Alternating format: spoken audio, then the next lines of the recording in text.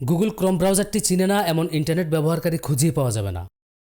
আমরা প্রত্যেকেই কম বেশি যারা মোবাইল ইউজ করি অথবা কম্পিউটার ইউজ করি গুগল ক্রোম ব্রাউজার দিয়ে ইন্টারনেট ব্রাউজ করে থাকি।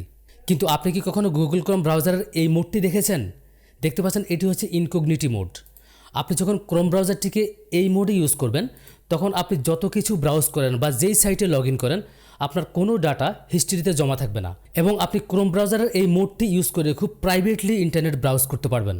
তো ঠিক এই ধরনের 3টি ট্রিক্স আমি আপনাদেরকে দেখাবো। আশা করছি পুরো ভিডিও জুড়ে আমার সাথেই থাকবেন। তো আমরা যারা কম্পিউটার অথবা মোবাইল ইউজার রয়েছি আমরা বেশিরভাগ ক্ষেত্রে ক্রোম ব্রাউজার দিয়ে নেট ব্রাউজ করে থাকি, কারণ এই ব্রাউজার দিয়ে খুব স্পিডে নেট ব্রাউজিং করা যায়। আর আরেকটি বিষয় হচ্ছে আপনি যেই ব্রাউজার দিয়েই নেট ব্রাউজ করেন না কেন আপনার ব্রাউজিং ডাটা কিন্তু হিস্ট্রিতে থেকে যাচ্ছে।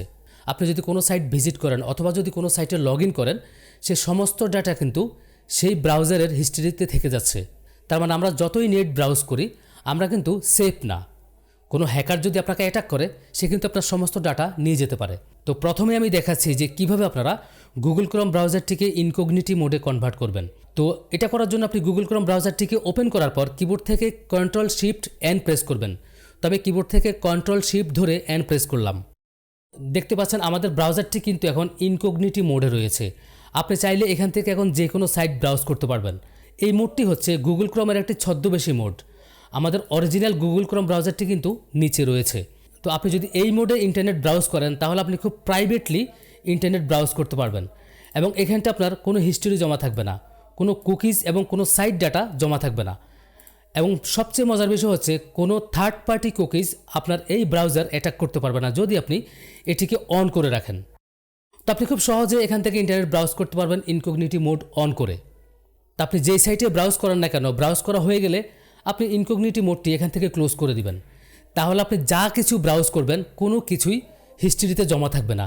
আপনি খুব গোপনীয়তার সঙ্গে যে কোনো সাইট ভিজিট করতে পারবেন এবং যে কোনো সাইটে লগ ইন করতে পারবেন। 2 নম্বর হচ্ছে আমরা কিন্তু আমাদের প্রয়োজনে অনেকগুলো ট্যাব ওপেন করে থাকি এবং ট্যাবগুলো ওপেন করে আমরা আমাদের বিভিন্ন সাইট কিন্তু ভিজিট করে থাকি, এটা আমাদের সুবিধার্থে। তো আপনার সামনে যদি অনেকগুলো ট্যাব ওপেন করা থাকে ভুলবশত যদি কোনো ট্যাব কেটে যায় সেক্ষেত্রে আপনি আপনার সেই কেটে যাওয়া ট্যাবটিকে ফিরিয়ে আনতে পারবেন।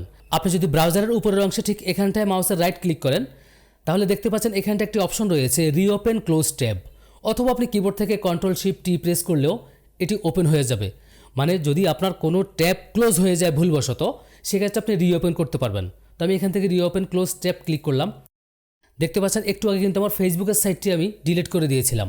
তো এভাবে যদি আপনার অনেকগুলো ট্যাব ডিলিট হয়ে যায় আপনি যেটা করবেন ঠিক উপরের অংশে এখানটা মাউসের রাইট ক্লিক করে রিওপেন ক্লোজ ট্যাব ক্লিক করবেন।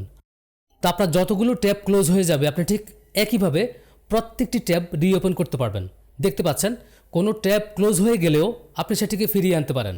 তো 3 নম্বর আমি যেটি দেখাবো সেটি হচ্ছে আপনি চাইলে আপনার ক্রোম ব্রাউজারের থিমটিকে চেঞ্জ করতে পারবেন। তো আপনি ক্রোম ব্রাউজারটি ওপেন করার পর ঠিক এখানটায় প্লাস আইকনে ক্লিক করে আরেকটি নিউ ট্যাব নেবেন। নিউ ট্যাব নেওয়ার পর দেখতে পাচ্ছেন ডান কোণায় নিচে ঠিক এখানটায় কাস্টমাইজ ক্রোম লেখা অপশনটি চলে আসছে। আপনি প্রথম পেজে এই অপশনটি নাও পেতে পারেন, সেজন্য একটা নিউ ট্যাব নিয়ে নেবেন। তো এখান থেকে আপনি কাস্টমাইজ ক্রোমে ক্লিক করবেন। ক্লিক করার পর আপনি এখান থেকে আপলোড ফ্রম ডিভাইসে ক্লিক করে আপনার ইচ্ছে মতো যে কোনো ছবি আপনি ব্যাকগ্রাউন্ড হিসেবে ব্যবহার করতে পারবেন ক্রোম ব্রাউজারের। এবং আপনি চাইলে ক্রোম ব্রাউজারের কালারটিকেও চেঞ্জ করতে পারবেন। আপনি যদি এখান থেকে কালার অ্যান্ড থিমে ক্লিক করেন দেখতে পাচ্ছেন এখানে অনেকগুলো কালার শো করছে।